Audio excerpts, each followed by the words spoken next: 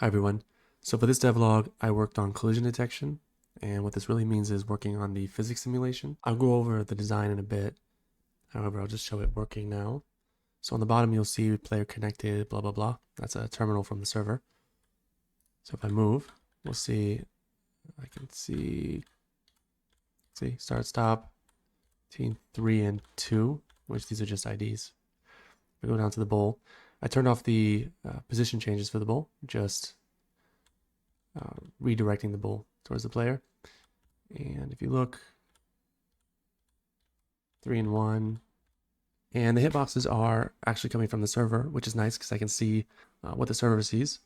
And basically, I have a debug mode, which will send over the vertices in world space, so I can then draw them and get an idea of what's going on.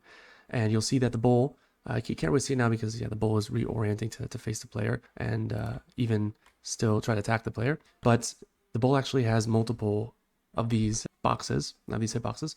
And if you notice, the hitbox is rotating with the player. So as the orientation changes for the player, the hitboxes reorient, which is called an OBB. It's our oriented bounding box.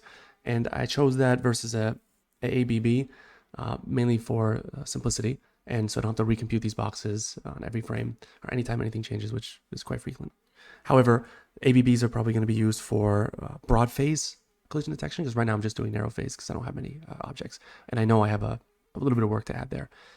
But yeah, the bowl actually has multiple of these boxes that reorient with the bowl, as you can see, and treat them as sort of a group. So when I do the collision detection, I actually test not against every single piece, against every other object, but against the groups themselves, which is nice because for the player, I think this will work when I add weapons or anything like that, because then the player will be able to swing and it's part of the same group, or if it has a shield and those sort of things. So I'll be able to identify them with their IDs, and I think that's kind of the direction that I want to go in. So the first thing I needed to do as far as designing this is to really pick which type of hitboxes I wanted. And there's a nice graph, I forget where I saw it, but it kind of shows the performance and the memory usage versus the correctness of the hitbox. So different shapes provide different properties. For example, a sphere is very, very quick to collision detect. However, its hitbox isn't very accurate.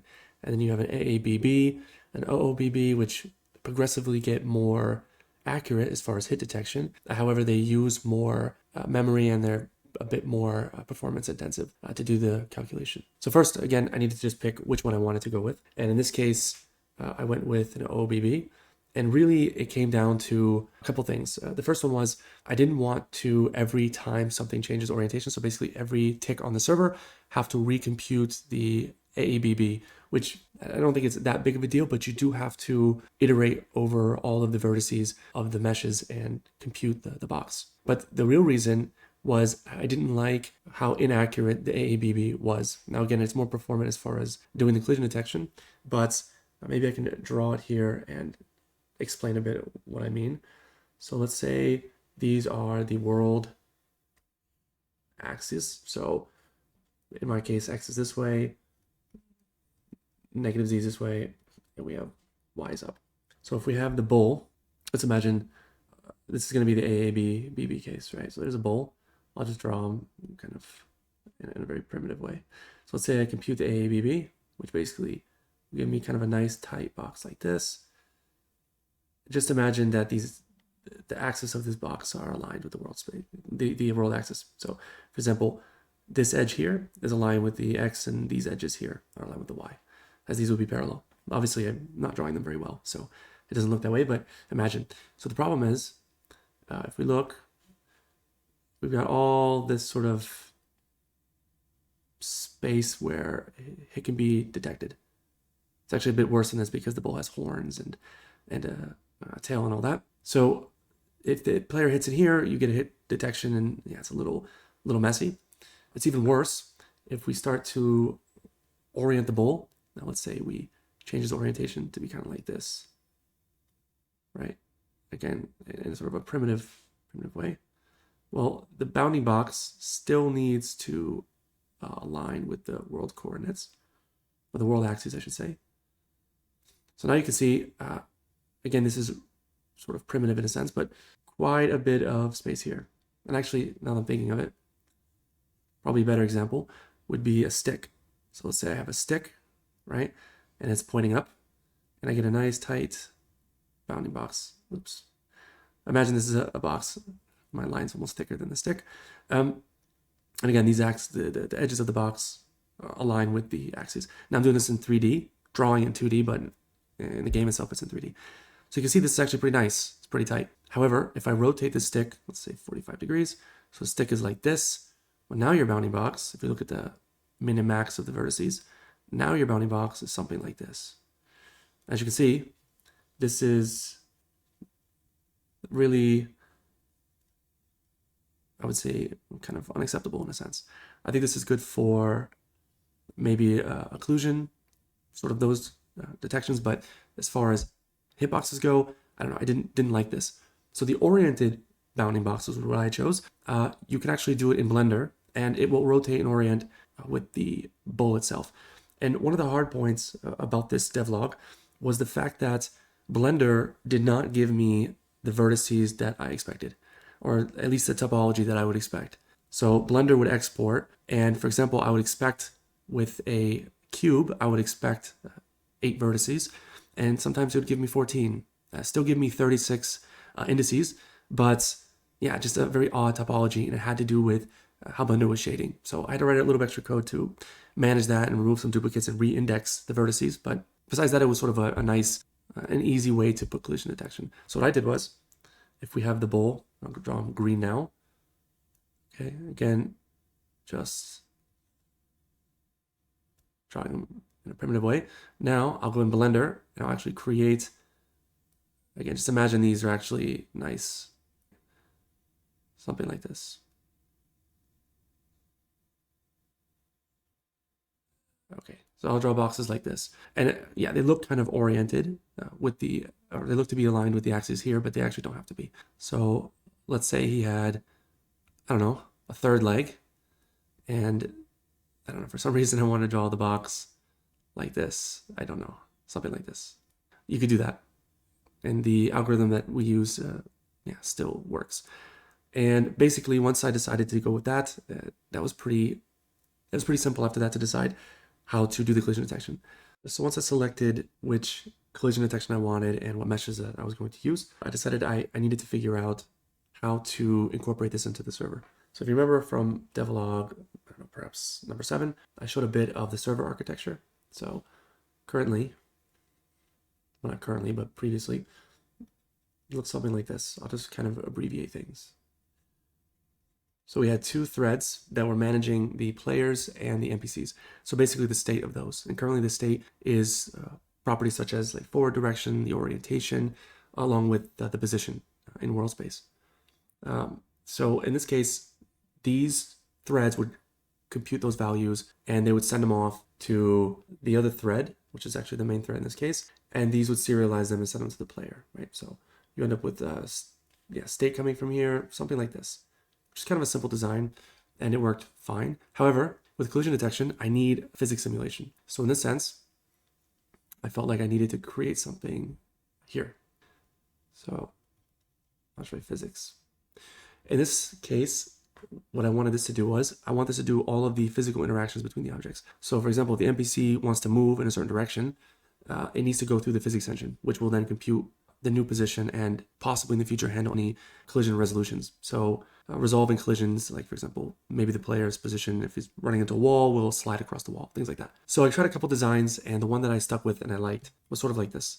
So the NPC and the player threads, they still manage the NPCs and the players. For example, this handling input and stuff like that. And if you remember, this was a state machine running under here that would take different buttons clicked and do different actions.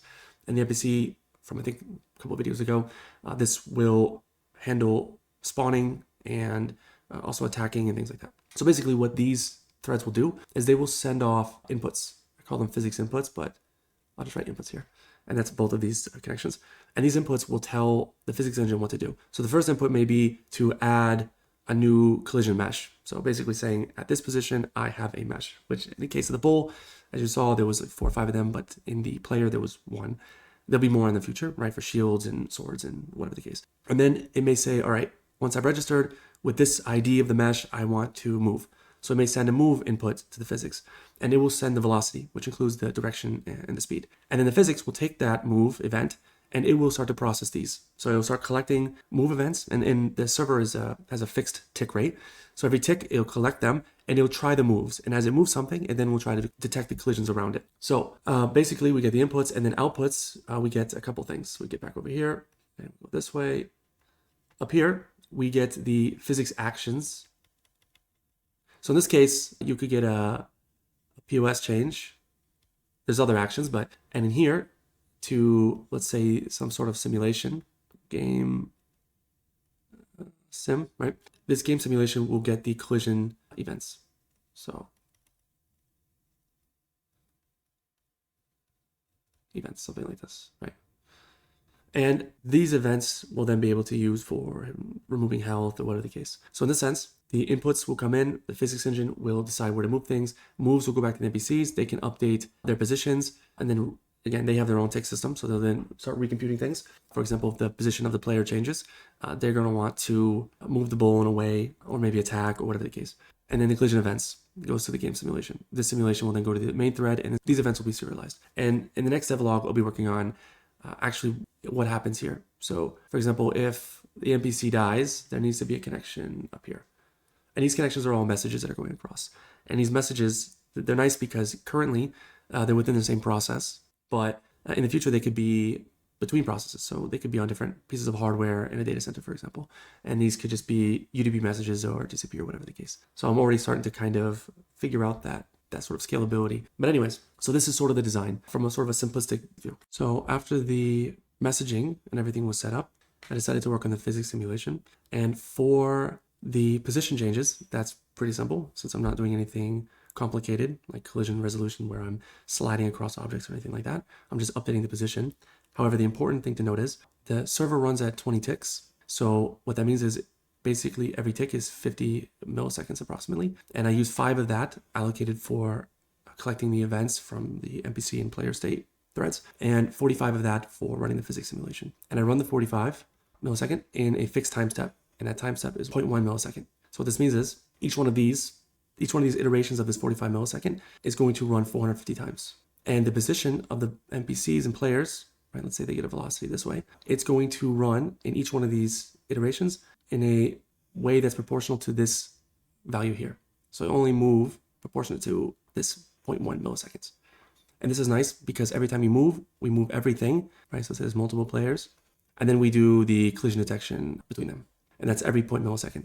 And I think 0.1 millisecond is probably okay for the server. Maybe it's a little aggressive, but the general idea is you want it to be small enough to where you're not going to miss objects passing through things, right? So if I'm shooting an arrow, I don't want it to miss the player because the time step was too large. Okay, so the algorithm I implemented for collision detection is called separating axis theorem. There's tons of literature on this, so I won't go into too much depth, but I can explain a little bit how I understand it. So let's draw a couple squares. There's A and here's B. Okay, so the first step is to compute the face normals. So I'm getting these meshes from Blender. Remember that they are from, for example, the bull has like 5 of these and the player has 1. And Blender, in this case, doesn't give me the normals. So what I do is I just simply compute the triangles and I find the normals that are all perpendicular. So there should be 3 of them on a 3-dimensional cube. And the ones that are all perpendicular, those will be the normals that I use. We end up getting the triangles, computing the face normals of the triangles, and finding the normals of the sides.